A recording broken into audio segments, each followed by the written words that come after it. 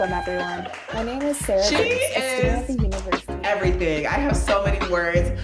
To keep it succinct for now, okay, she has been like my business guru. We met years ago at iVenture and we've been close ever since, but for real, she's just a great friend, always supportive, literally like my rock. I don't know how I've gotten through what I've been able to get through without her, like for real. So with that said, Sarah, take it away. Tell us more about what you do and everything. Of course. Thank you, Jill. And you've also been a rock for me, so that has to be said. And just, we met 5 years ago, which is crazy. 5 years, yo. Yeah. Life goes like that. Yeah. Dang. It's insane. Look and at so, what was it? I started off supporting entrepreneurs and doing startup consulting, running events, and then going into full-time at Deloitte, being a consultant. I do consulting for companies for like business continuity. So if something happens to their business, like a cyber attack, how do they respond and how do they recover, which is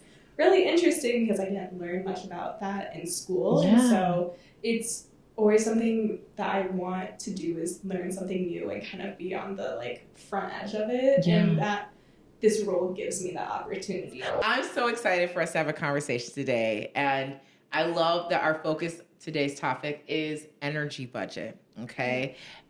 Because a lot of what you do is give. And how do you make sure that you're reserving room for yourself and having fun and living life, you know? So before we do that, drum roll, please. We got a very special section called We Got Little Smiles. I had to do like a twisty thing, okay? Yes. Make sure I get a fun one. Look, because we want to make sure you smile. Okay, tell us what it is. What TV or movie universe would you stay in? That is a great question. And I think I might go a little bit along with the book. The series hasn't come out yet, but Percy Jackson. Okay. I'm like so excited for the new series. I loved Percy Jackson growing up. There's a new series coming out? Yeah. And it's like, I am so excited. Like, it sounds like it's going to be really true to the books. And I like loved Logan Lerman. I'm just sad that what happened to that movie. But it's so excited. What about you? That's hard. So I had one, but I was like, I like how you went into like a multiverse. And mine is so basic. Say it. It's okay. It's okay to be basic. All American Homecoming. I think it's just because that's like basically the HBCU version. Like I know it's real life, but I don't miss college, but I do miss college sometimes. And I don't mind. Like, I feel like it'd just be fun. College was great. It was a walkable community. It was like parties, hustling. Like, yeah. Because I would say Nancy Drew, but I'd have to be Nancy Drew. Obviously. Yeah. Like there's no one else you can be. Exactly. Like I like to solve mysteries and everything. And like, I also know I'll survive because every episode she survives. So I like watching a lot of content, but I don't know if I want to be there. I'm good on my couch watching. So that is a good point. I actually don't want to fight monsters, but I'll watch someone else do it. Let's dive into energy budget and budgeting your energy. How has that looked like for you ever since we met at iVenture? And how do you define budgeting your energy or like an energy budget? Yeah, I would say it started like at iVenture because I did not budget anything. I did not budget self-care. I did not budget, I guess, like relationships around me and just like the energy I was putting in and receiving back. And it was really detrimental. Like, it was exhausting to always be giving energy. Yeah. And I didn't really understand how much energy I was giving in until a demo day where I was not doing well. That's wild. You did that at 19. I have to remember you were 19 during she was doing a lot. And like, you don't really realize it because you just go. Yeah. And for everyone who doesn't know what iVenture is, iVenture Accelerator is the top student startup accelerator in the University of Illinois system that supports startups across the Illinois system. So UIUC, UIS, UIC, and you have the top 10 to 15 startups in this program. So you have media content, you have hardware, tech, apps, and you have all these different personalities and backgrounds, and just it's an amazing environment to learn from, but it's also very intense. You're with each other 10 weeks every day. I think those 10 weeks really showed that like I was still very young. I didn't know kind of like how to work in that setting because I hadn't worked in that setting before. And so I was really passionate about it. It excited me and it gave me tons of energy. I was excited to wake up. I was excited to start the next day knowing that there was something new. And that was like really energizing, and like seeing you pitch and like hearing about what you were doing was phenomenal. Then iVenture ended and the school year started and you have classes and everything. And I just remember one day I was physically ill. I just like couldn't work. I was like, I'm going home, I'm sleeping.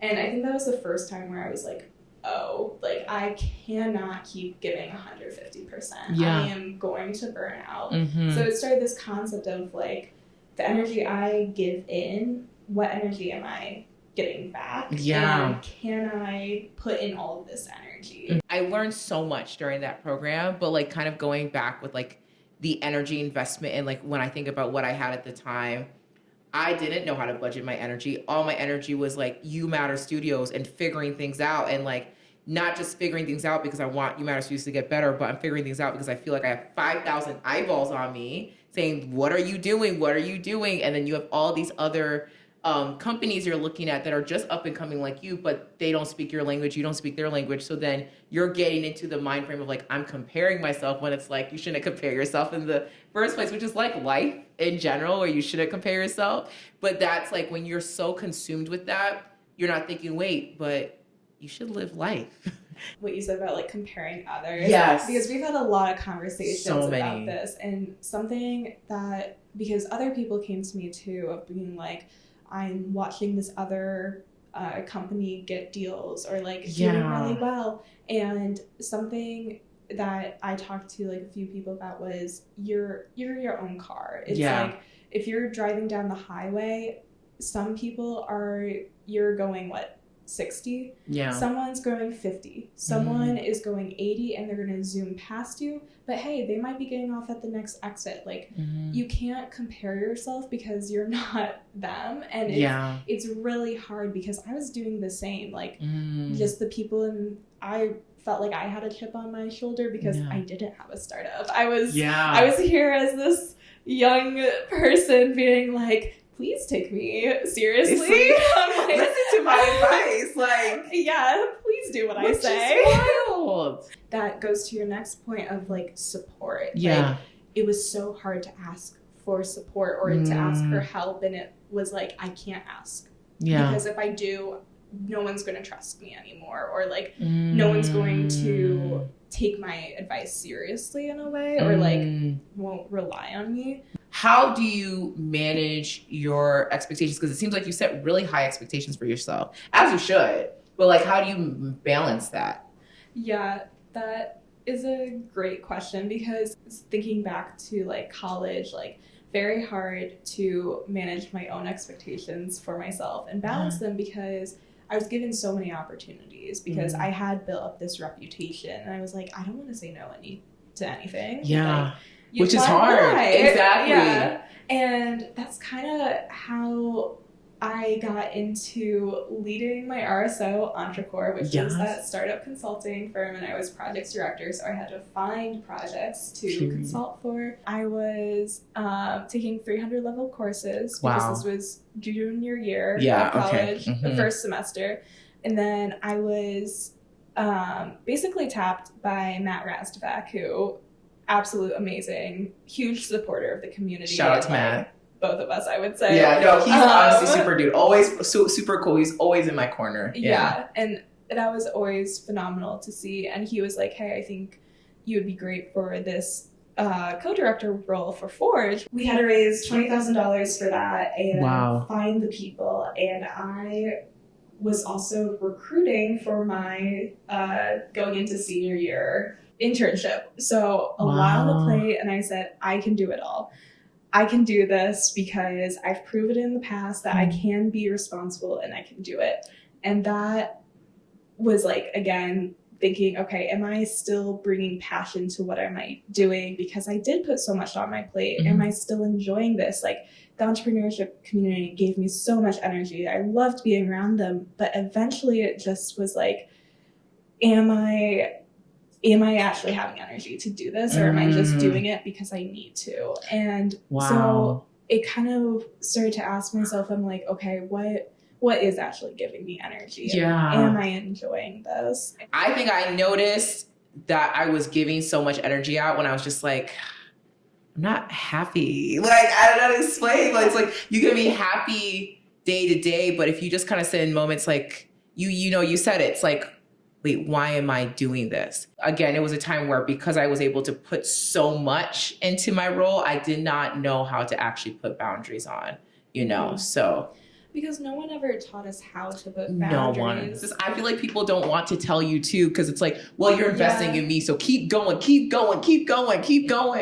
It's hard to ask for support, especially when you felt like you didn't need it or didn't feel like you needed it, but really you did. Yeah. And I remember during that time, like, I confided in you and maybe like another mentor or two. Yeah. But I felt afraid to even go to my friends because I was like, is this something I can bring up? Because everyone was going through something at the time. I had another startup week that I did. Yeah. But I confided in my friends and like I talked about it with other people, and like I felt like it was a much healthier time for me. Good. So it was nice to know that I could rely on my friends, and I allowed myself to rely on my friends. I love what you said about like just finally letting friends in and letting people in, because I breathe more when I can let friends in. I breathe more when we can talk too, because it's like, okay, like we get it, like we can talk about it. And I do feel like we shoot ourselves in the foot when we don't feel like what we're going through is valid enough to talk about. But we're humans too, and in order for us to deliver the type of impact we want to deliver, we have to have the space to just live and breathe, That's why, like, every time we've had conversations, I'm like, Jewel gives me so much energy. Same girl. And that's the relationships I strive for now. It's like, does this relationship give me energy? Is it energy taking from me, or is it giving me? And that's something I've really lived by a lot, because I felt like I've had some toxic relationships, like everyone has. Girl.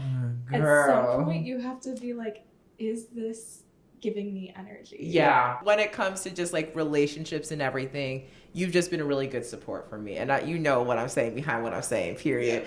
But like, I know that when we even talk about entrepreneurship and like, there's like the team relationships too. Like, you've seen how founders bicker, and bicker's not the word, but Oh, they bicker. But like, you've seen like the team dynamics. So there's like that kind of relationship of like toxicity. If that's not centered or solved, then there's like the friendships. And I'm just saying, like, I hear you when you say toxic relationships, because I feel like I've experienced every type of it. I've appreciated you, because sometimes when it's hard for me to decipher, okay, is this a relationship that's worth investing through because we can get through this toxicity, or is this something that's rooted in toxicity? I appreciate that you've been one of those people that's been really great and like kind of sensing it, because I advise, like, you should have people you trust to kind of see that. And I definitely needed that when it was like a business thing, After that, like, I just really enjoyed my next semester. Like, I was done with leadership for EntreCORPS 2 because I had served my time in leadership. Nice. And I had gotten my internship, which would then become a full-time. I was going to say, that was at Deloitte. Okay, so that was great.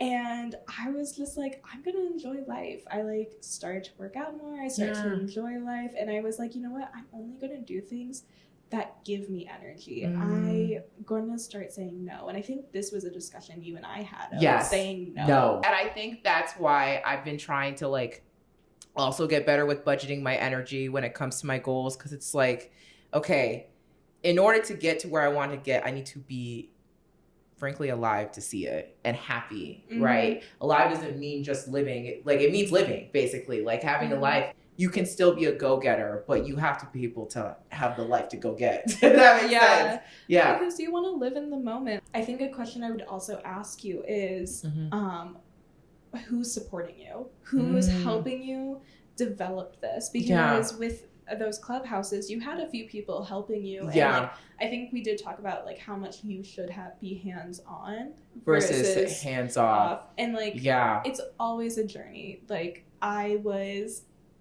with like Forge and EntreCORPS, I was very hands-on with a lot of things when I could have delegated. I could have delegated. Delegation. And I should have. That's that word. I think that's like one of the solutions to budgeting your delegation. Yeah.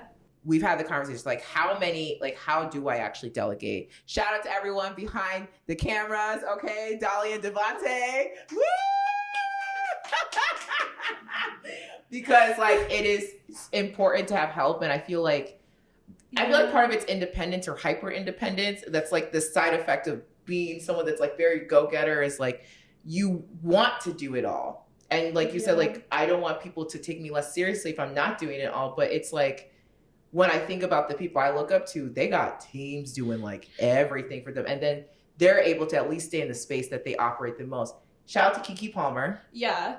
She's amazing. For real. She's killing it. Like, look. She is a mother, like? And she's doing She's a mother, and she's killing it. There's context, but y'all probably know when this episode comes out. Kiki, you're amazing. Yes.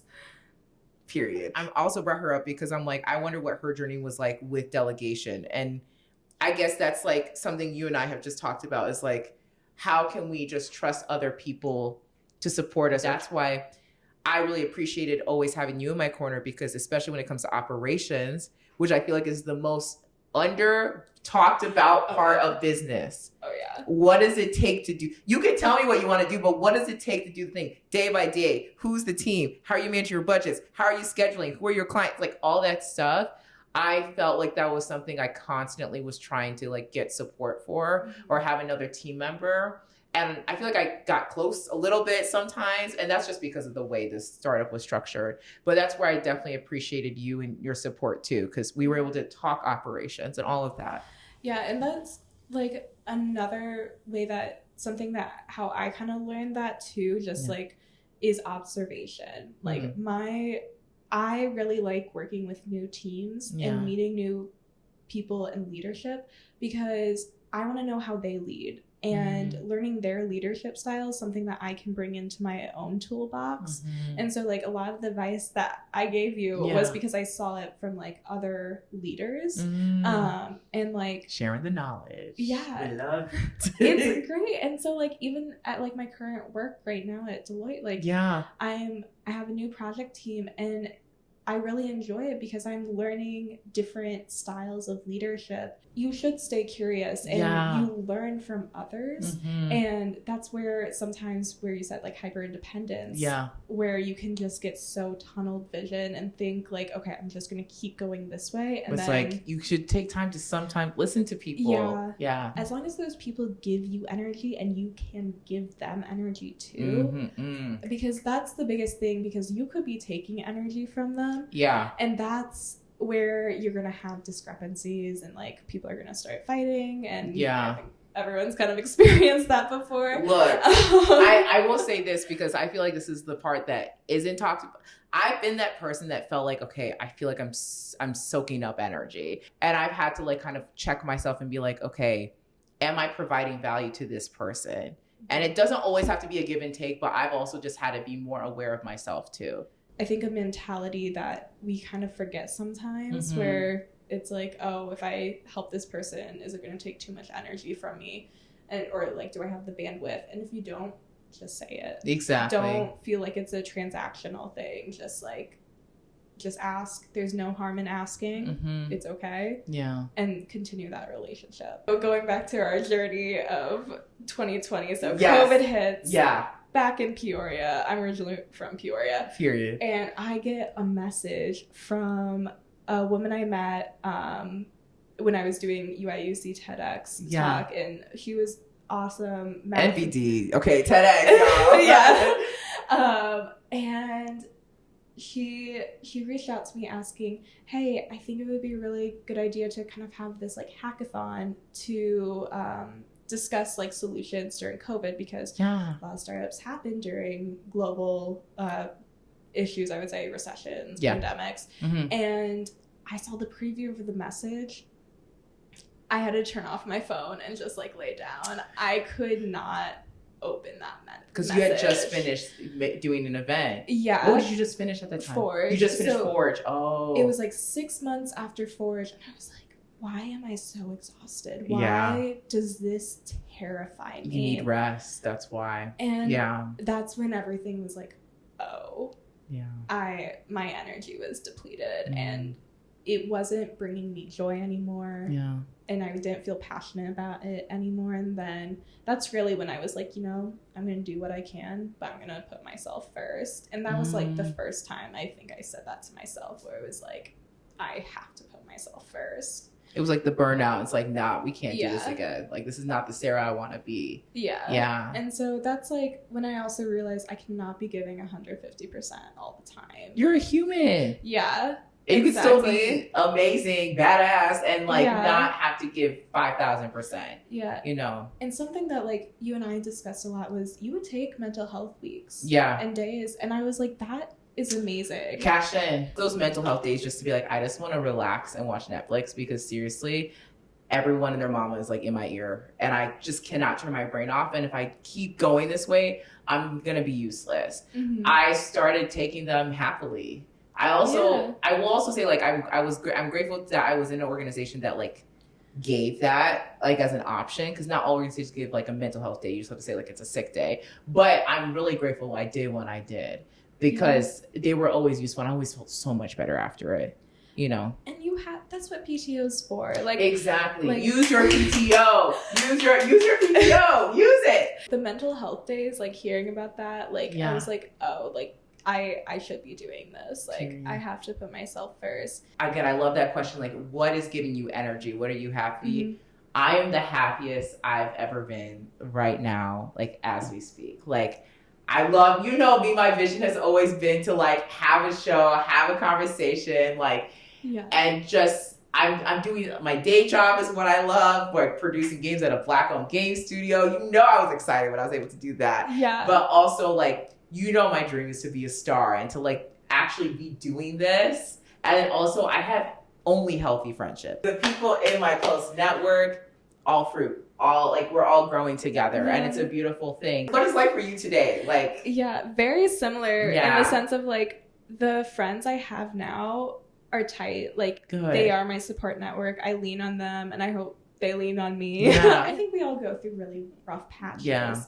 And my biggest fear was I wouldn't be able to open my laptop in 2 months' time. And like, I love my job. I love that I get to learn new things and try new things. And like, I think my group's really supportive, which is like really nice to see. I love that. And like, it's just like fun to be in a supportive environment. But I was just so, and I told my coaches, I was like, I'm scared I won't be able to open my laptop. That's real.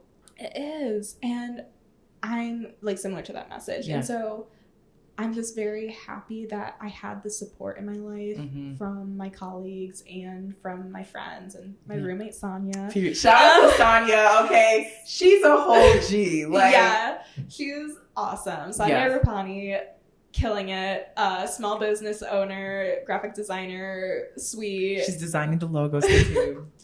She's amazing. And just like through their support, like I was able to open my laptop in 2 months' time without feeling exhausted or like I still had energy to do it. I've had to figure out what is my balance, because I'm so passionate about it, and I've had past experiences where I dive so much and I neglect everything else. So for me, I just definitely have just pulse checked myself to be like, I can still build and be an amazing game producer while also being an amazing jewel producer. Okay, what is the future for Sarah? Like, what does the future look like? Where do you want to go? Where do you want to be? The CPA took up most of my life. Which is valid. Yeah. And insane like, exam. Starting my career and stuff. And like now I feel like I'm at a point in my life where I can really start kind of figuring out what my passions are again and what I want to give me energy. So like I picked up crochet, love it. Like she's real good at it, y'all. You see the first she got me. Maybe I'll show y'all the episode. I gotta just like get it. So yes, you good.